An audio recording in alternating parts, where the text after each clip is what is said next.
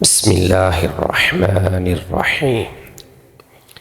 سورۃ التغابن مدنیہ۔ سورہ التغابن مدنی سورہ مبارکہ ہے جس کا کل ہم نے آغاز کیا اور پہلی 3 آیات ہم نے پڑھی ہیں۔ آج آیت نمبر 4 سے ہم پڑھیں گے۔ فرمایا یعلم ما فی السماوات والارض ویعلم ما تسرون وما تعلنون واللہ علیم بذات الصدور۔ جس اللہ کی کائنات کی ہر چیز پاکیزگی بیان کرتی ہے وہ اللہ بادشاہ ہے، اسی کی بادشاہی ہے، تمام تعریفیں بھی اسی کی ہیں، وہی ہر چیز پر قادر ہے، وہی ہے جس نے سب کو پیدا کیا، اور وہی اللہ ہے جو انسانوں کے اعمال کو دیکھ رہا ہے۔ اسی نے آسمانوں اور زمین کو تخلیق کیا حق کے ساتھ، حکمتوں کے ساتھ، اور پھر انسان کی خوبصورت شکل و صورت بھی اسی نے بنائی، اور بالآخر تمام انسانوں نے، تمام جنوں نے اسی کی طرف لوٹ کر جانا ہے۔ اس اللہ کا مزید تعارف کیا ہے؟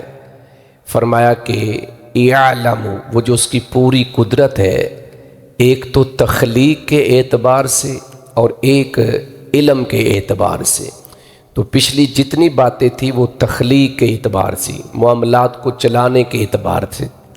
اب یہاں پہ اس کے علم کی بات ہو رہی ہے کہ جس طرح وہ خالق ہونے کے اعتبار سے ہر چیز پر قادر ہے، اسی طرح وہ ہر چیز کے بارے میں جاننے میں بھی پوری طرح قادر ہے۔ فرمایا یعلم، وہ جانتا ہے، کون؟ اللہ، ما فی السماوات، ما جو فی کا معنی میں السماوات آسمان جمع ہے، وہ جانتا ہے جو آسمانوں میں ہے، والارض اور جو زمین میں ہے۔ وہ جانتا ہے جو آسمانوں میں ہے اور زمین میں ہے۔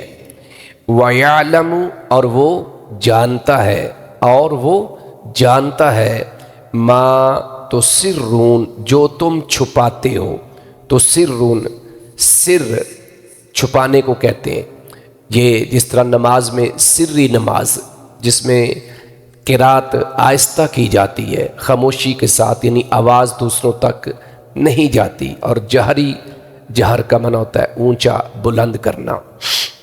ما تسرون، جو تم چھپاتے ہو، وما تعلنون، اور جو تم ظاہر کرتے ہو، یعنی جو تم اعمال ظاہری طور پر کرتے ہو وہ بھی جانتا ہے، جو تم چھپ کر کرتے ہو، چاہے وہ نیکی کا کام ہے چاہے برائی کا کام ہے، وہ اللہ اسے بھی جانتا ہے۔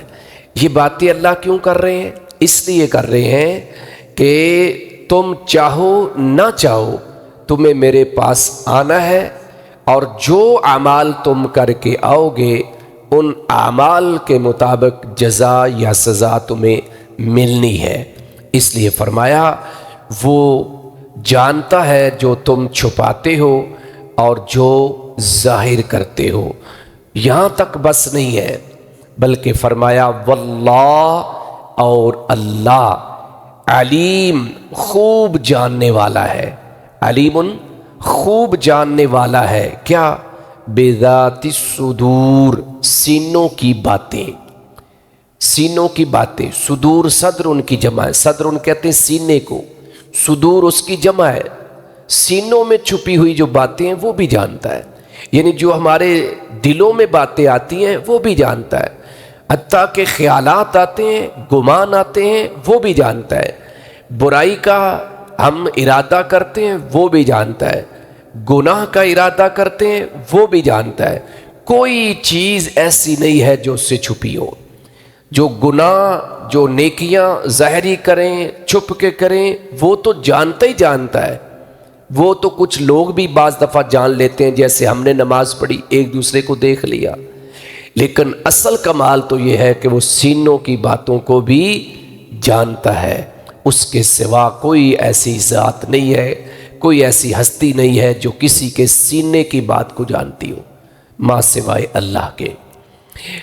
فرمایا اور اللہ سینوں کی باتوں کو خوب جاننے والا ہے۔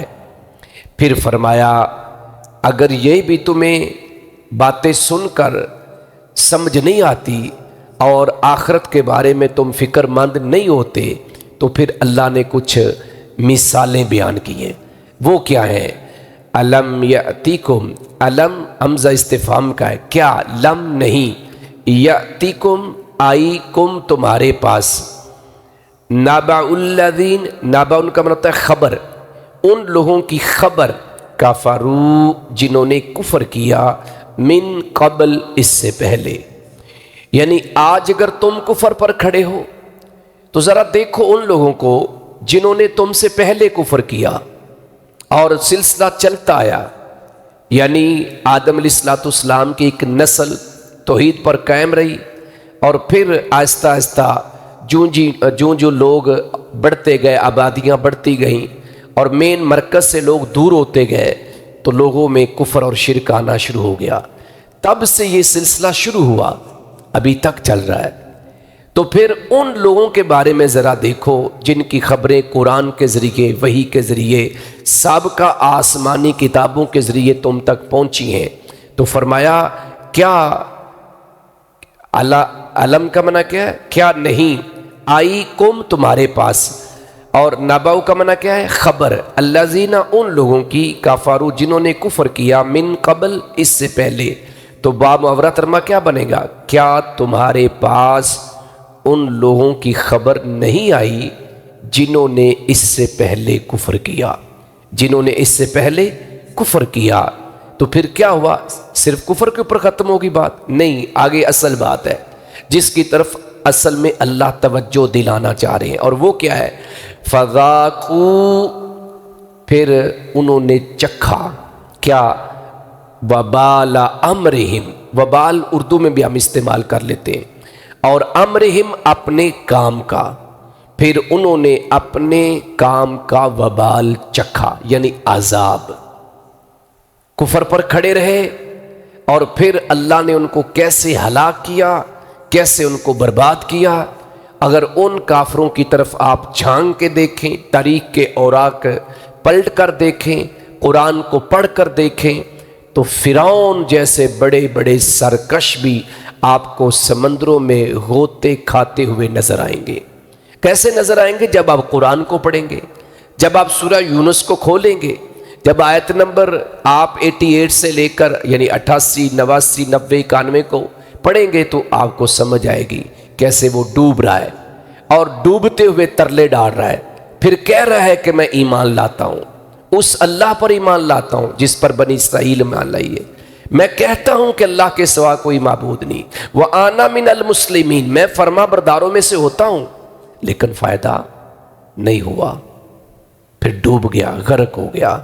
اللہ نے اس کی لاش کو نکال بحر پھینکا، عبرت بنایا بعد والوں کے، لیکن پھر بھی لوگوں نے عبرت حاصل نہیں کی۔ قوم ہود کو دیکھ لیں، قوم سمود کو دیکھ لیں، قوم عاد کو دیکھ لیں، قوم لوط کو دیکھ لیں، کتنی اقوام ہیں، قوم صالح کو دیکھ لیں، قوم شعیب کو دیکھ لیں۔ یعنی یہ وہ ساری چیزیں ہیں جو خبروں کی صورت میں، داستانوں کی صورت میں اس قرآن کو سائڈ پر بھی کر دیں تو یہ تمہارے پاس خبریں آتی رہی ہیں، ان کے واقعات تمہارے پاس پہنچتے رہے ہیں، تو پھر بھی تم سیدھے نہیں ہوگے تو پھر تمہاری مرضی ہے۔ ساتھ ہی فرمایا وَلَهُمْ عَذَابٌ عَلِيمٌ، یعنی دنیا میں جو ان کو وبال چکھنا پڑا، یہاں پہ معاملہ ختم۔ اگر تو دنیا میں سزا مل گئی اور معاملہ ختم تو پھر تو ٹھیک ہے، کوئی بات نہیں ہے، تھوڑی سی سزا یا وقتی سزا ہے، کام ختم نہیں۔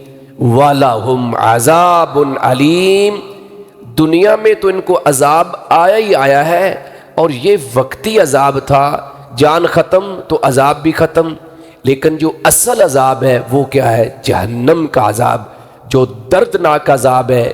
ثم لا يموت فیہا ولا یحیا، وہ ایسا عذاب ہے جہاں نہ موت ہے نہ زندگی ہے، وہ اصل عذاب ہے اور وہ دردناک عذاب ہے۔ ابھی بھی تم نہیں سمجھے تو پڑھو نا ان کو، کیوں نہیں پڑھتے؟ یہ اللہ تعالیٰ نے سمجھانے کے لیے بات کی ہے۔ با محاورہ ترجمہ پوری آیت کا پھر سنیں۔ کیا تمہارے پاس ان لوگوں کی خبر نہیں آئی جنہوں نے اس سے پہلے کفر کیا، پھر انہوں نے اپنے کام کا وبال چکھا؟ وبال چکھا یعنی جو وہ تکبر کرتے تھے، غرور کرتے تھے، جو وہ معاملاتوں کے اندر خرابیاں پیدا کرتے تھے، انبیاء اور رسل کی نافرمانیاں کرتے تھے، یہ سارے کاموں کا وبال انہوں نے چکھا دنیا میں، اور آخرت میں کیا ہے؟ ان کے لیے دردناک عذاب ہے، ان کے لیے دردناک عذاب ہے۔ کیوں عذاب ہوا؟ فرمایا ایسے عذاب نہیں ہو گیا کہ ان کو کسی نے سمجھایا نہیں تھا، ان کو کسی نے بتایا نہیں تھا، ان کے پاس کوئی پیغمبر نہیں آیا تھا، نہیں۔ فرمایا ذالکا، یہ اس لیے، بے انہو، کہ حقیقت یہ ہے، کانت، تھی، تأتیہم، ان کے پاس آئے، رسولہم، ان کے رسول، ایک نہیں دو نہیں، کئی کئی بستیوں کی طرف دو دو تین تین اکٹھے رسول آئے۔ سورہ یاسین کا ابتدائیہ پڑھیں نا، دوسرا رکوع جو شروع ہوتا ہے اور 22واں پارہ اینڈ ہو رہا ہے، آگے پھر 23واں پارہ شروع ہو رہا ہے۔ ایک رسول کو بھیجا، قوم نے اس کو جھٹلا دیا، دوسرے کو بھیجا، اس کو جھٹلا دیا، تیسرے کو بھیجا، اس کو بھی جھٹلا دیا، حتیٰ کہ ایک شہر کے کنارے سے ایک شخص کو پتہ چلا جو ایمان لا چکا تھا، دوڑتا ہوا آیا، قوم کا خیر خواہ تھا کہ ان کی باتیں مان لو، یہ سچے لوگ ہیں، اللہ کے پیغمبر اور رسول ہیں۔ قوم نے پکڑا اور اسے ہی شہید کر دیا، اسے کیا کر دیا؟ شہید کر دیا۔ یعنی جب تکبر اور غرور آتا ہے تو پھر حق ان کو نظر نہیں آتا۔ فرمایا ذالکا، یہ اس لیے، بے انہو، کہ حقیقت یہ ہے، کانت تأتیہم، آئے تھے ان کے پاس، رسولہم، ان کے رسول، بالبینات، واضح دلیلوں کے ساتھ، واضح دلائل، معجزات کی صورت میں، آسمانی کتابوں کی صورت میں، صحیفوں کی صورت میں، کوئی نہ کوئی چیز لے کے وہ پیغمبر اور رسول ان کے پاس ضرور آئے تھے۔ اب بامرترمہ کیا بنے گا؟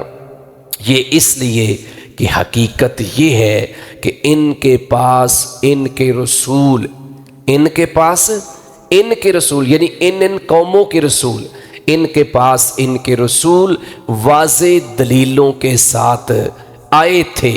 جب رسول آئے تو بجائے اس کے کہ ان کی بات مانتے، جن کا اوپر ذکر ہو رہا ہے، الم یأتیکم نبأ الذین، ان کی طرف اشارہ ہے، فقالوا، تو انہوں نے کہا، یعنی تمام اقوام نے جنہوں نے کفر کیا ماضی کے اندر، تو انہوں نے کہا ابشر، کیا کوئی بشر، یہ بطور حکارت تھا، ناکرہ استعمال کیا، یعنی عام سا بندہ، ہمارے مقابلہ میں اس کا سٹیٹس بھی کوئی نہیں، نمبرداری، چودراہٹ، مال و متاع تو ہمارے پاس، ان کے پاس کیا ہے؟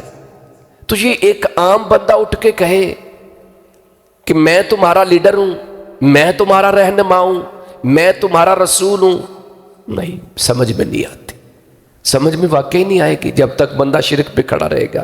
فرمایا فقالو، تو انہوں نے کہا ابشر یہدوننا، کیا کوئی بشر ہماری رہنمائی کرے گا؟ یہ کیا تھا؟ بطور طنز، بطور حکارت، کہ انہوں نے ان پیغمبروں اور رسولوں کو اپنے سے کم تر سمجھا کہ یہ ایک عام بندہ ہماری رہنمائی کرے گا۔ اور آپ دیکھ لیں نوح علیہ السلام کے اوپر جو اعتراضات ہوئے وہ بھی یہ تھے، اور اس سے آگے کیا بڑھتے تھے، اگر کوئی ایمان لے آتا تھا، کیونکہ زیادہ غرباء ایمان لے کے آتے تھے، چودھری تو بہت کم تھے یا بعد میں اینڈ میں لے کے آتے تھے، زیادہ غریب ہی لاتے تھے۔ دیکھیں یہ جو عام سے لوگ ہیں تیرے پہ، یہ تو پاگل ہے، ہم دیکھو چودھری ہیں، ہم کو بھلا ایمان لے کے آئے ہیں، ہم سمجھدار ہیں۔ وہ اپنے آپ کو سمجھدار سمجھتے تھے۔ کہنے لگے تو انہوں نے کہا کیا کوئی بشر ہماری رہنمائی کرے گا؟ یہدوننا، وہ رہنمائی کریں گے ہماری، کیا کوئی بشر ہماری رہنمائی کریں گے، ہمیں سمجھائیں گے کہ ہم غلط ہیں؟ اچھا کیسے بے وقوف ہیں؟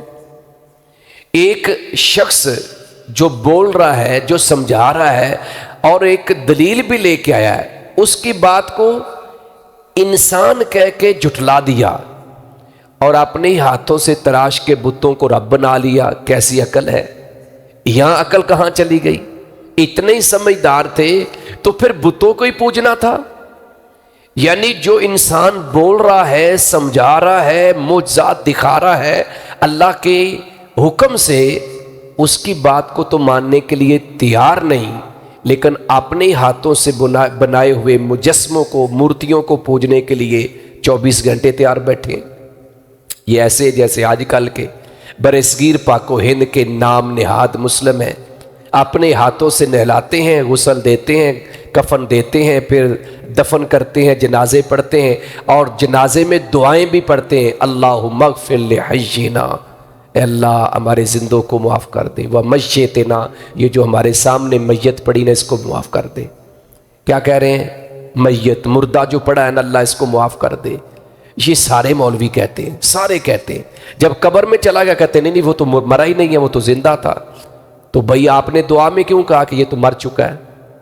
آپ نے کہا، ہم نے تو نہیں کہا، ہمارا تو کہتا ہے، ہم تو کہتے ہیں کہ مر چکا ہے تو مر چکا ہے، آپ کہتے ہیں کہ یہ مرا ہے، اب کہتے ہیں زندہ ہے۔ یہ بڑی عجیب سی بات ہے۔ ویسے کسی کا باپ آخری سٹیج پر ہو، آخری سٹیج پر، اور ڈاکٹر کہہ دیں کہ بس ابھی روح نکلنے لگی، اور ہمیں بھی نظر آ رہا ہے، خواہش کیا ہوتی کہ نہیں اس کو موت نہ آئے۔ بات سمجھا رہی ہے کہ نہیں؟ کبھی کسی نے اپنے زندہ باپ کو دفن کیا ہو، لیکن یہ اتنے پیروں کے بادب ہیں، اپنے پیروں کو زندہ ہی دفن کر دیتے ہیں۔ بادب ہوئے نا بیچارے کہ ان کو زندہ ہی دفن کر دیتے ہیں۔ نہیں ان کو موت نہیں، بس پردے کے پیچھے چلے گئے۔ پردے کے پیچھے کا جانے کا مطلب یہ ہے کہ یہ پردہ لگا ہوا یہاں سے پیچھے چلے گئے ہیں تو یہاں پھر نہیں ہوں گے۔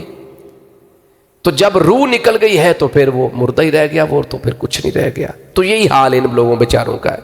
فرمایا کہ تو انہوں نے کہا کیا کوئی بشر ہماری رہنمائی کریں گے؟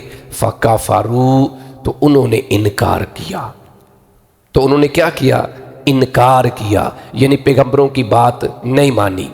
وتولوا، اور انہوں نے منہ موڑ لیا، اور انہوں نے کیا کر لیا؟ منہ موڑ لیا۔ واستغنى اللہ، اور اللہ بے پرواہ ہو گیا۔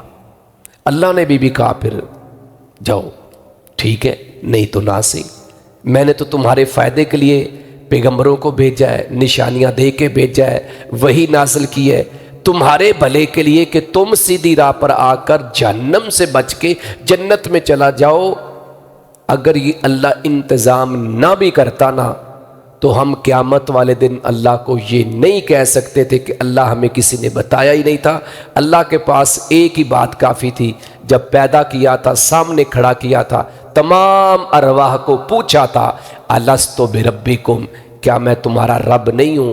تم سب اقرار کر کے دنیا میں گئے تھے۔ اب نہ بھی وہی آتی تو یہ ایک دلیل ہی کافی تھی، ایک دلیل ہی۔ کل بھی یہی بات ہوئی تھی کہ ہر بچہ فطرت اسلام پہ پیدا ہوتا ہے، مسلمان پیدا ہوتا ہے، بعد میں وہ جو چاہے بن جائے وہ بات کا مسئلہ ہے۔ تو اس لیے اگر کوئی بھی پیغمبر نہ آتا تو پھر بھی ہم یہ نہیں کہہ سکتے تھے کہ اللہ، ہمیں تو پتہ ہی نہیں تھا کہ اللہ ہے۔ بات سمجھے؟ ایک چھوٹا سا گائے کا بچہ پیدا ہوتا ہے نا، جو ہی اٹھتا ہے نا تو وہ بھی اپنی ماں کے پاس جاتا ہے دودھ پینے کے لیے، کسی وہ بھینس کے نیچے نہیں چلا جاتا۔ یہ گجروں کے اور جٹوں کے جانوروں کو کبھی جا کے دیکھیں آپ، 50 بھینسیں ہیں اور جس کا بچہ چھوڑا جاتا ہے وہ اپنی ماں کے پاس جاتا ہے، وہ کسی دوسری کے پاس نہیں جاتا۔ تو اس کو اتنی عقل ہے، اور جس نے مجھے پیدا کیا میں اس کو چھوڑ کے مورتیوں کے سامنے جھکا ہوا ہوں، اس سے بڑی بدقسمتی میری ہے ہی کوئی نہیں۔ فرمایا وَتَوَلَّوْا اور انہوں نے منہ موڑ لیا، وَاسْتَغْنَى اللَّهُ اور اللہ بے پرواہ ہو گیا۔ اللہ نے کہا ٹھیک ہے پھر، وَاللَّهُ اور اللہ غنی بے پرواہ، حمید، حمید کیا ہوتا ہے؟ حمد، تعریف کیا ہوا، خوبیوں والا۔ تعریف اسی کی ہوتی جس کی خوبی ہوتی ہے، اور اللہ بے پرواہ، اور حمید کا معنی کیا ہے؟ سب خوبیوں والا ہے، سب خوبیوں والا ہے۔ یعنی اللہ رب العزت نے یہ جو ان کو عذاب دیا، اس کی وجہ کیا بنی کہ جب انہوں نے حق کو نہیں مانا تو پھر اللہ نے ان کو دنیا میں عذاب دیے، اور وَلَهُمْ عَذَابٌ علیم، وہ آخرت کا جو دردناک عذاب ہے وہ اس کے علاوہ ہے۔ یہاں تک رکھیں گے، آگے انشاءاللہ ہفتے کو پڑھیں گے۔ اللہ سے دعا ہے کہ اللہ ہمیں کتاب و سنت کی سمجھ نصیب فرمائے اور کتاب و سنت کے مطابق عمل کی توفیق عطا فرمائے۔ وَمَا عَلَيْنَا إِلَّا الْبَلَاغُ الْمُبِينُ۔